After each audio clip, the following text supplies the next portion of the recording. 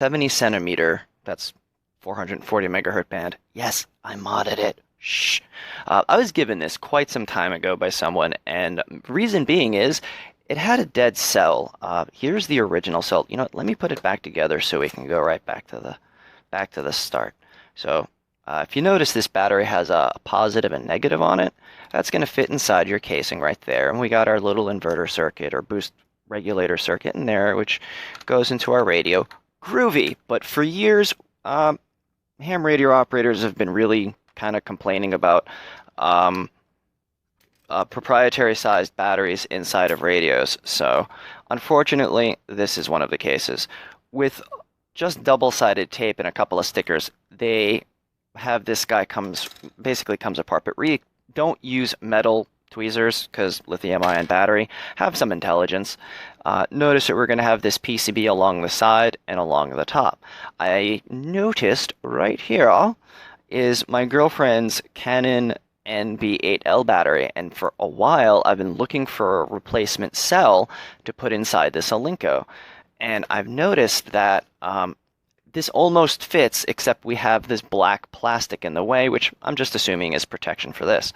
So before I go any further and either fix my Alinco or completely destroy this battery to the point of no return and it doesn't work in her camera anymore, I'm going to put the original Canon battery inside of the charger and top this off.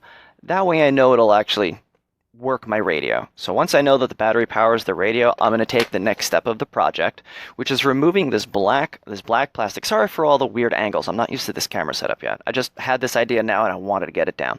So I want to remove this black plastic and basically mount it into the radio, not into the housing like that. If you notice, it's like half a millimeter off. It's really close, really close. The only thing that's stopping it, in fact, I could probably, if there's nothing stopping me, yeah, I just think that fixed our clearance issue. Yeah. So I'm just going to top this battery off real quick and make sure that it powers the radio, and then see if we can chip away into this, remove the circuitry, or if anything, just use this front PCB, because this is all we really need, and it's only 2 solder points that you can use a standard 30-watt iron with.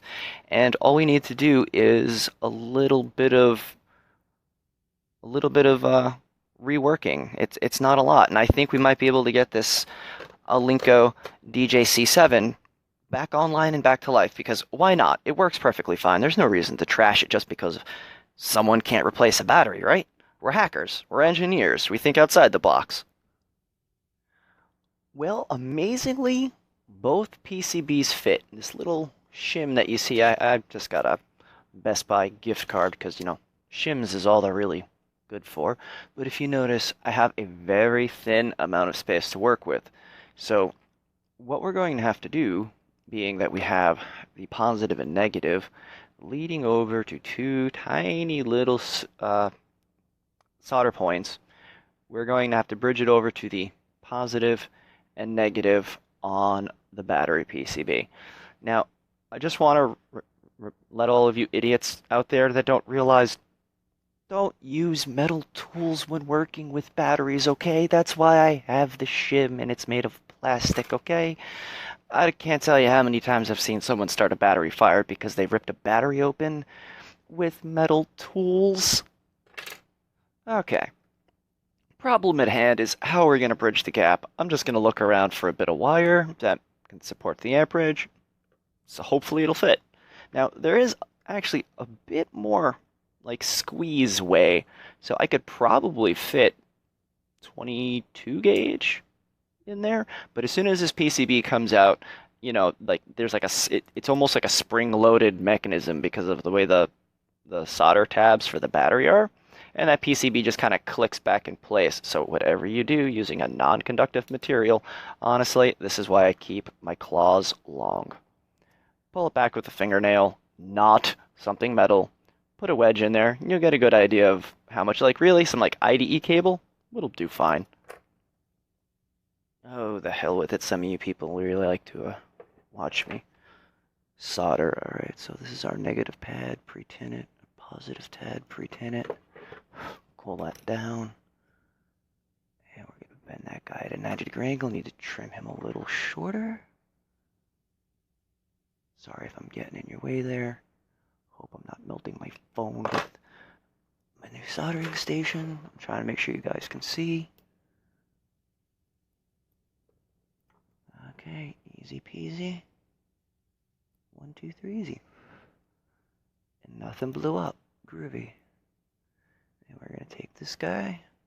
Like I said, bend him at a 90-degree angle. That way there's absolutely no way we can accidentally short him out with anything. And we're going to go above everything, because remember, we have a width clearance. So we're going to scooch him up just about a little bit more than a cunt hair, slightly less than a queef. And he's trying to rotate. Not easy doing this on camera, especially with a cell phone cam. Alright, well, that's in. Alright, let's cram it in and see if she works. Okay, now that that little tab is out of the way, where are you guys? Sorry about that. Alright, now that the tab's out of the way, I literally just put my scalpel in, just went flick, it's gone. Alright, wait, no, that's the original battery. Don't you hate it when you make something so good as the original, you can't tell the difference? Man, ain't that a bastard. Oh, come on. Now this is fitting in fairly well. Unfortunately, I left the sticker all for the back of this all the way on the other side of my lab. Huh. Screw it. Oh, please no magic smoke. Oh yeah, and I already tested to make sure that I have the polarity correct. Yeah, be sure you do that. You don't want to accidentally put this in totally back asswards. Da-da-da! Oh, hey, I thought you were only single band. Apparently you're dual. Haha! Yay! New working battery for the Alinco DJ-C7 using a Canon... Oh crap, what were you? Canon N8... Sorry, an